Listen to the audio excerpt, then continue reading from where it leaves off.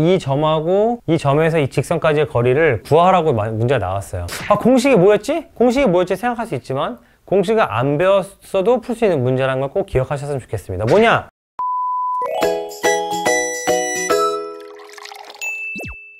기하라는 과목이 굉장히 희한한 과목인데 잘하는 아이들은 굉장히 쉽다고 그래요. 근데 어떤 아이들은요, 기하는 정말 어떻게 접근해야 되는지 모르겠다고 생각하는 친구들이 있어요. 또 왜 그럴까요? 기하라는 과목은 문제를 굉장히 다양하게 만들 수가 있어요. 그래서 공식이 잘 안 통하고, 두 번째는 뭐냐면 기하야말로 기본에 충실하지 못하면 이걸 어떻게 시작해야 돼? 이런 과목이 된다는 거죠. 기본에만 충실하면 얼마든지 문제를 풀어낼 수 있는 과목이 될 수도 있어요. 기하의 기본동이 뭐냐면요, 점, 선, 면, 그리고 각도예요.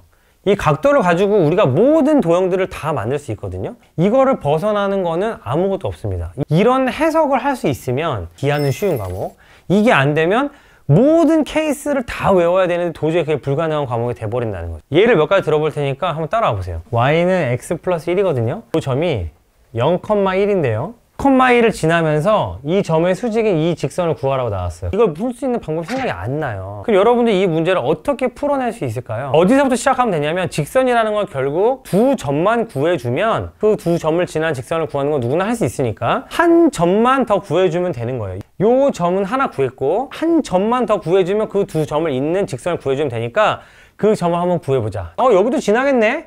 m인데 y좌표는 0이에요. 요 두 점을 잇는 직선의 기울기는 얼마야 되냐면 마이너스 1이어야 돼요. 왜냐면 두 점의 기울기를 곱하면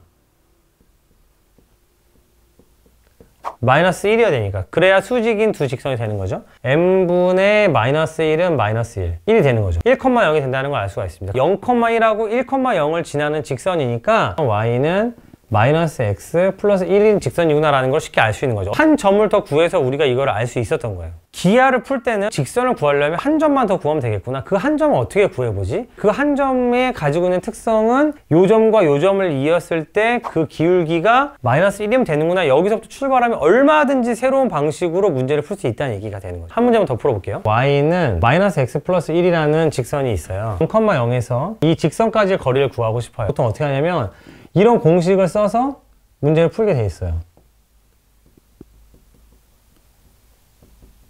근데 이게 만약에 생각이 안 나요. 내가 뭘 구해야 되는지 생각하시고 그 정의만 잘 생각해 주시면 된다는 거예요. 그리고 문제에서 주어진 조건을 잘 찾기만 하면 된다는 거죠. 점과 직선 사이의 거리를 구하는 공식은 사실 우리는 몰라요. 점과 점 사이의 거리를 구하는 것만 알고 있는 거죠. 그럼 우리는 뭘 알아야 되냐면 요 점과 요 점의 좌표만 알면 된다는 거예요. a, b라고 놓겠습니다. a와 b를 구해야 되니까 우리한테 몇 가지 조건이 필요하다? 두 가지 조건이 필요하다는 걸 알 수가 있죠. 첫 번째 조건은 뭐죠? 이 점이 이 직선 위에 있다. 무슨 뜻이죠?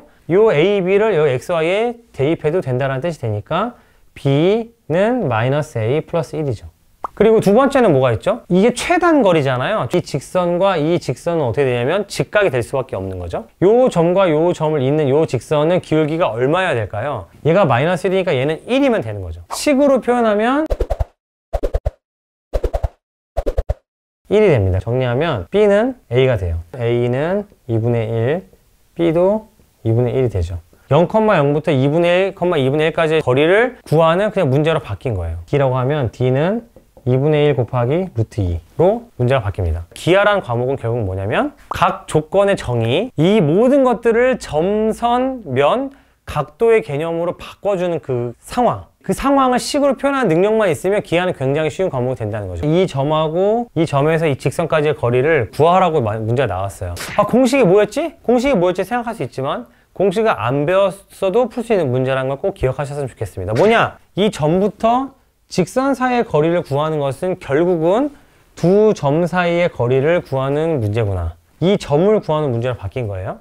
그럼 이 점을 구하기 위해서 우리한테 필요한 건 뭐냐면 이 점을 A, B라고 놓으면요, A와 B에 대한 두 가지 조건이 필요하다. 이 직선 위에 있다는 게 첫 번째. 두 번째는 이 점과 이 점에 있는 직선의 기울기가 요 직선의 기울기와 곱해서 마이너스 1이구나 라는 걸로 바뀌었죠. 이거에 대한 연립방정식 문제로 바뀐 거예요. 구해준 A, B와 요 점의 거리만 구해주면 된다는 거죠. 기하라는 과목은 공식으로 커버가 안 되는 과목이라는 거예요. 여러분이 시험장에 가서 문제를 풀 때는 그렇게 아는 문제가 나오지 않는다는 거죠. 모르는 문제에 대해서 할 수 있도록 하셔야 되는 거고요. 그러려면 기하가 왜 어려운지 이해를 해야 된다. 왜 어렵다? 각 용어의 정의를 정확하게 알고 그거를 식으로 바꾸는 연습을 하지 않았기 때문이다 라는 말씀을 드리고 싶었던 거예요. 수학 문제들이 굉장한 창의력을 요하는 것처럼 보이지만 수학에서 요구하는 창의력은 독창성이 아니에요. 유창성입니다. 여러분들이 알고 있는 걸 식으로 표현할 줄 알고 그것들을 써먹을 줄 아는 연습을 하는 게 여러분들의 수학, 특히 기하 과목에서 여러분이 하셔야 되는 연습이라는 거죠. 수학의 그 어떤 부분도 어려워하지 않는 사람이 되고 싶으신 분은 구독, 좋아요,